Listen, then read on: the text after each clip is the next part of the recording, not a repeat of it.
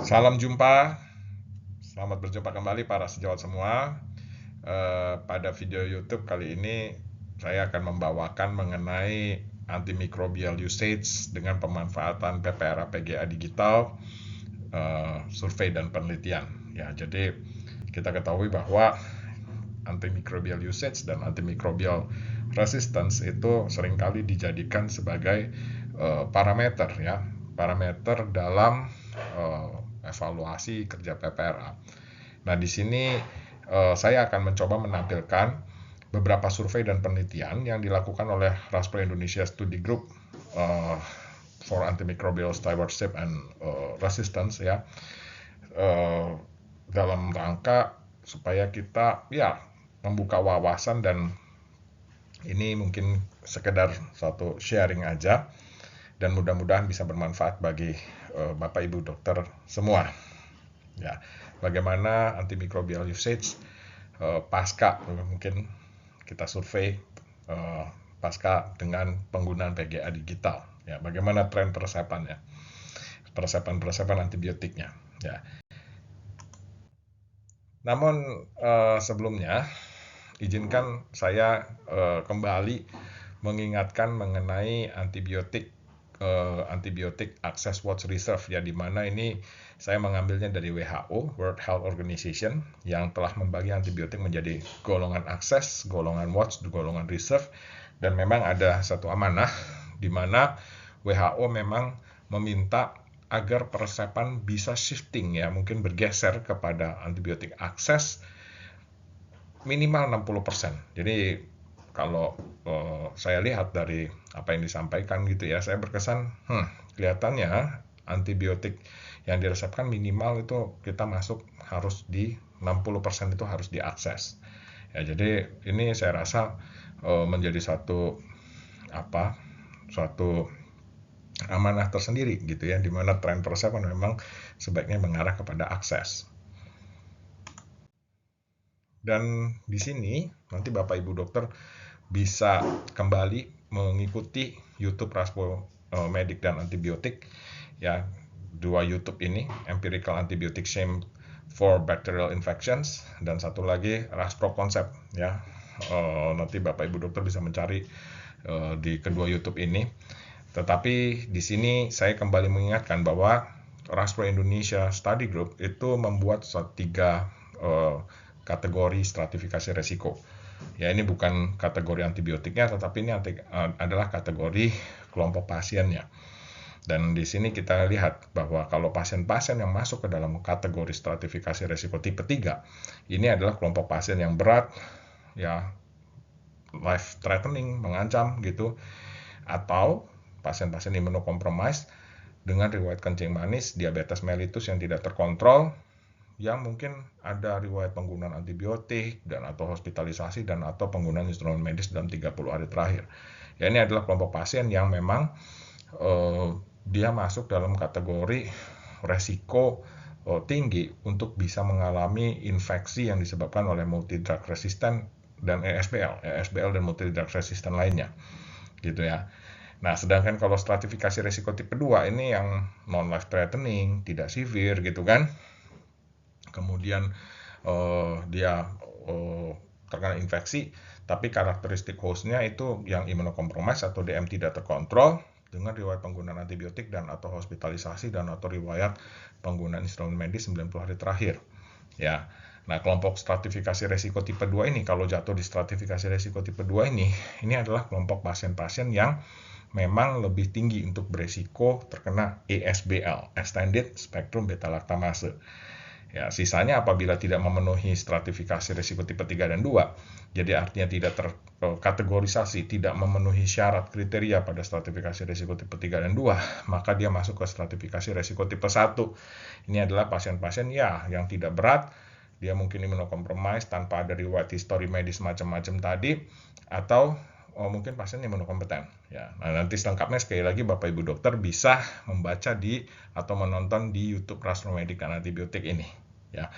Nah, Bapak Ibu dokter yang saya hormati, apabila kita mungkin melakukan kesesuaian dengan awal WHO Access Watch Reserve, Ya, di sini untuk pasien-pasien yang jatuh di kategori stratifikasi resiko tipe 1, antibiotik akses bisa menjadi pilihannya, gitu ya. Kemudian kalau dia jatuh di stratifikasi resiko tipe 2, ini anti ESBL memang terbaik adalah antibiotik carbapenem ya, atau mungkin carbapenem sparing agent yang bisa masuk di kategori watch gitu ya, access to watch atau watch.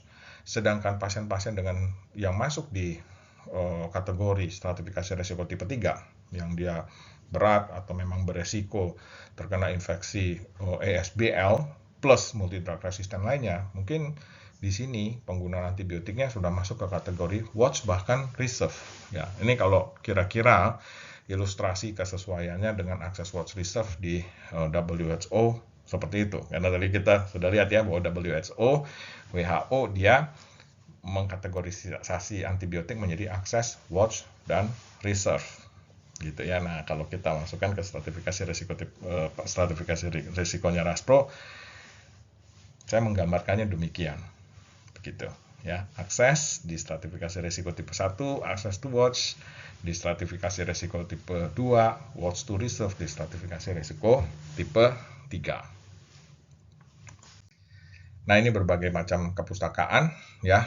Maaf nih mungkin tulisannya kecil-kecil, tapi kita melakukan satu sitasi-sitasi ya, yang akhirnya kita membuat suatu kesimpulan yang mudah-mudahan bisa praktis secara klinis, secara penggunaan ya, user friendly gitu ya, menjadi stratifikasi risiko tipe 3, 2, dan 1.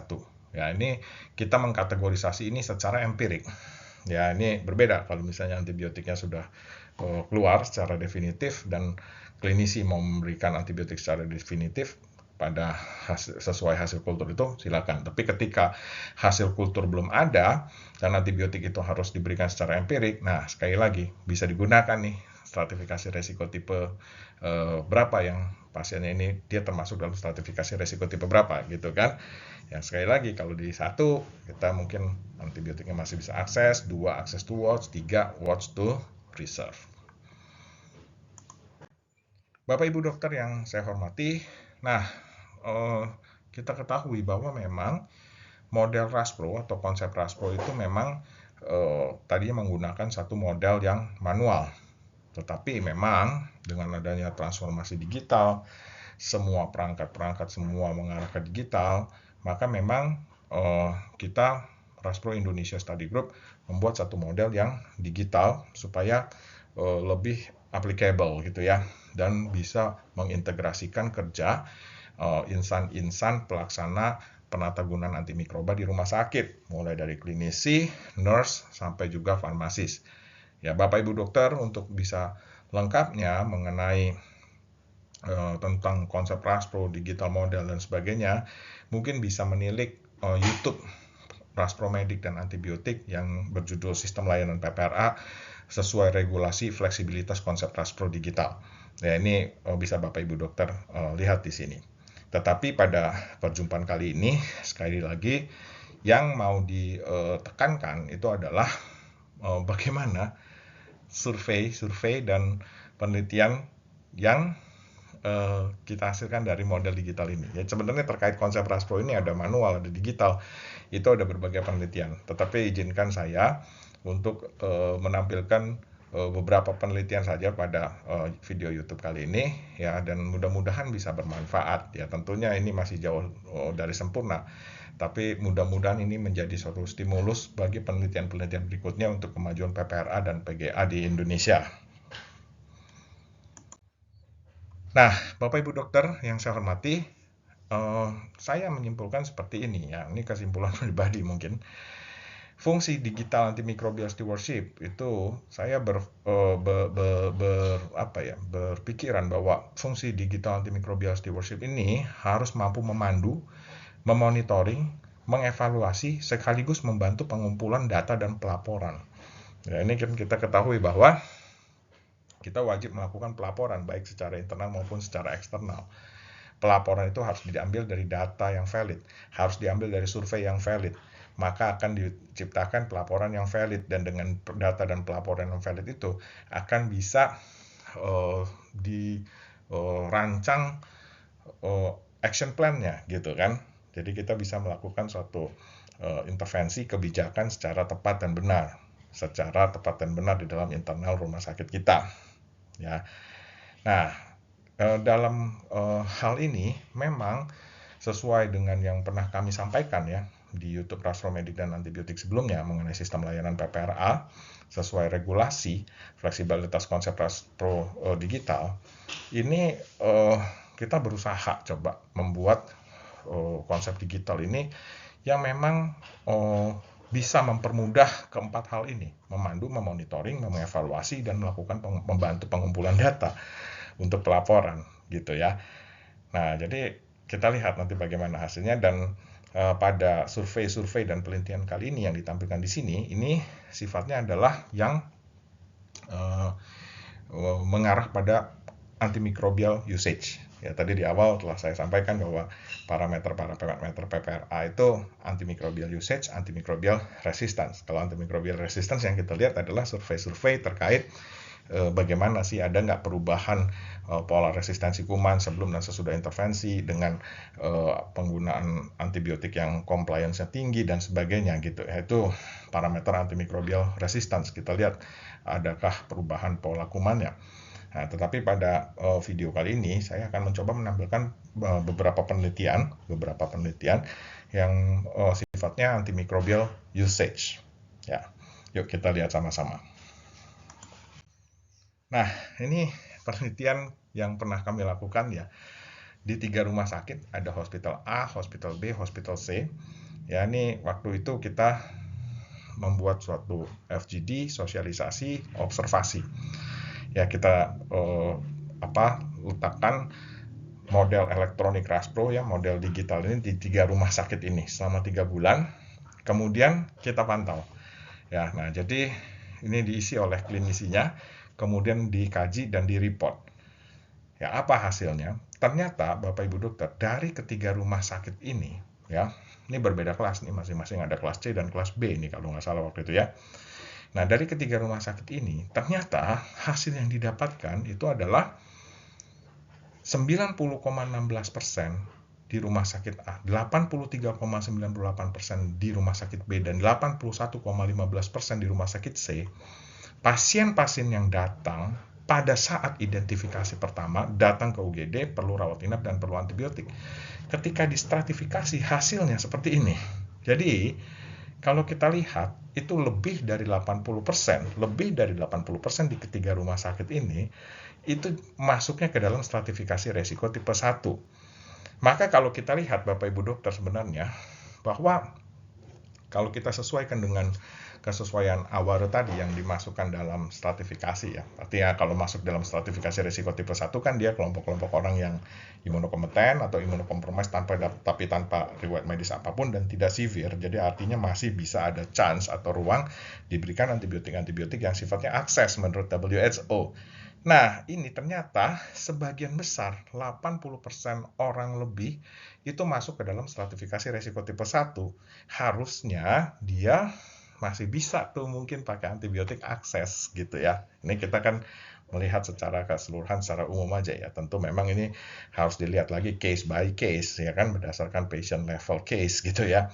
Nah, tapi secara umum ini kalau jatuh di stratifikasi resiko tipe 1, rasanya kan nggak mungkin ya kita menggunakan misalnya antibiotik-antibiotik yang carbapenem langsung gitu ya. Apalagi gitu ya, polymyxin atau tigecycline gitu ya.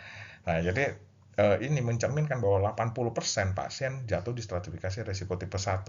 Kalau tadi WHO mengamanahkan persepan antibiotik golongan akses itu harus minimal 60%, maka di sini harusnya bisa tercapai kalau memang benar seperti itu. Ya, jadi lebih dari 60% memang jatuhnya di stratifikasi risiko tipe 1, di mana memang menurut hemat kami masih bisa direkomendasikan antibiotik-antibiotik kategori akses ya. Ini baru di 3 rumah sakit, mungkin ya tentu perlu penelitian-penelitian yang lebih luas skopnya ya. Lalu masih menyambung dari penelitian ini, apa yang kita lihat di sini? Ini kita lihat dari pola persepannya ya, berdasarkan unit cost ya, bukan unit cost maaf, berdasarkan banyaknya yang digunakan ya berdasarkan ampulnya gitu ya. Nah, di sini Bapak Ibu dokter kita bisa lihat bahwa di rumah sakit A ini penurunan antibiotik watch-nya tuh sampai 50% lebih ya.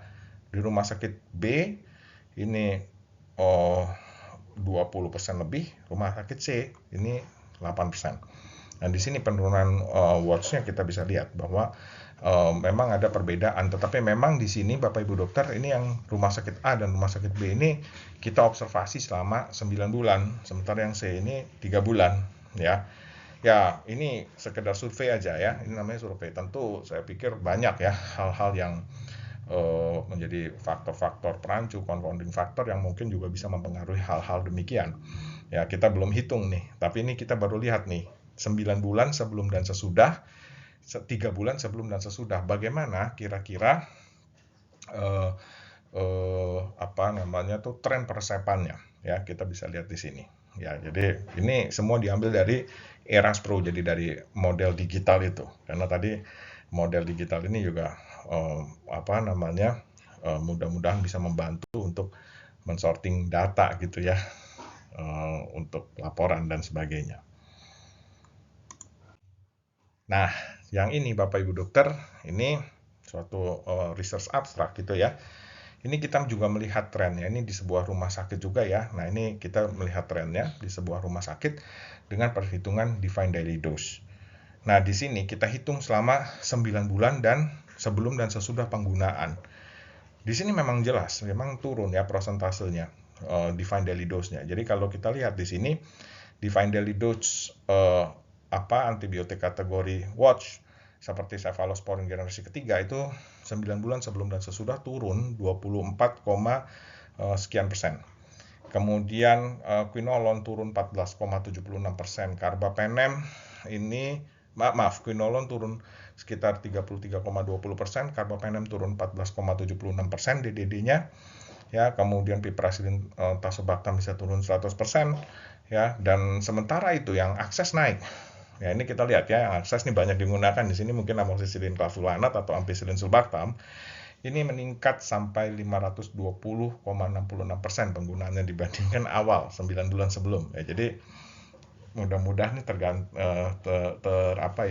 terjadi suatu shifting persepan, suatu pergeseran tren persepan dari watch ke akses.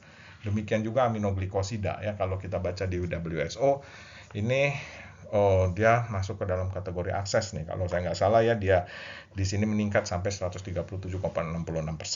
Jadi ada suatu pergeseran memang. Jadi ini kita menilai dari defined daily dose-nya dan kita menilai pergeseran persepannya. Nah, ini adalah satu penelitian yang lain lagi. Ini kita lihat ya di 2 rumah sakit. Ya, ini untuk profilaksis. Kalau ini ada 2 rumah sakit, tapi rumah sakit yang kedua ini dia memang sudah menggunakan cefazolin sebelumnya. Jadi artinya sudah ada habit untuk menggunakan cefazolin dalam profilaksisnya. Tapi di rumah sakit yang ke-1 ini, ya rumah sakit yang pertama, ini memang terlihat suatu pergeseran defined daily dose cefazolin yang jelas sekali gitu ya. Ini sampai meningkat 167, sekian persen gitu ya. Jadi 3 bulan penggunaan digital ya, antimicrobial stewardship ini dia sampai meningkat 167, sekian persen untuk cefazolin, penggunaan cefazolinnya dalam profilaksisnya ya. Ini sesuai dengan Permenkes 28 tahun 2021 ya, dan ini untuk penggunaan empiriknya. Ya, di sini kita lihat di rumah sakit hospital 1, rumah sakit 1 itu kita 9 bulan ya, kita studi selama 9 bulan, VS yang 2 cuma 3 bulan. Ya, singkat cerita ini mungkin mohon maaf kecil gitu ya. Tapi singkat cerita di sini kita bisa lihat bahwa kelihatannya memang waktu pelaksanaan menjadi suatu pengaruh tersendiri bagi tren persepan.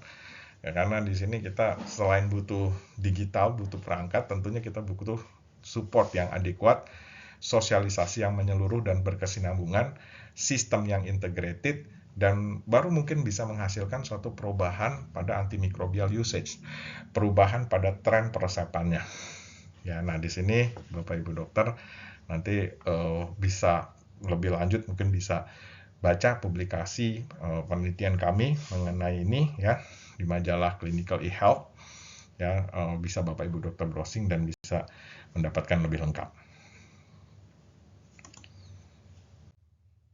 Dan ini yang kemarin kita bawa di acara Asia Pacific Society of Infection Control Congress nih Bapak Ibu dokter. Ya, ini juga tren peresapan di 4 rumah sakit ya yang menggunakan antimicrobial stewardship digital. Jadi ini menggunakan digital PGA. Ya, di sini kita tidak melakukan studi before after ya. Tapi di sini kita melihat tren selama 1 tahun menggunakan antimicrobial stewardship digital, model ERASPRO begitu ya. Nah, di sini kita lihat memang yang warna hijau, ternyata dari 4 rumah sakit yang diambil data ya pertama ini, dalam tahun 2024 nih kalau nggak salah ya, kalau saya nggak salah. Itu ternyata memang secara signifikan jumlah persiapan antibiotik aksesnya yang warna hijau ini jauh lebih banyak dibandingkan antibiotik yang watch atau yang reserve. Ya, di sini yang reserve-nya kecil, watch-nya juga kecil. Jadi di sini seperti itu. Ini dalam 1 tahun nih kita lihat ya persentase daripada persiapan antibiotiknya. Nah, jadi di sini Bapak Ibu dokter ini sekali lagi ini baru survei ya. Jadi kita melihat suatu survei. Tapi di sini mudah-mudahan bisa menjadi suatu stimulus ya untuk ke depan untuk melakukan penelitian-penelitian lebih lanjutan untuk analisa-analisa atau bahkan memperluas skop penelitian kemudian ya untuk bisa didapatkan hasil yang lebih kuat lagi dan lebih kuat lagi.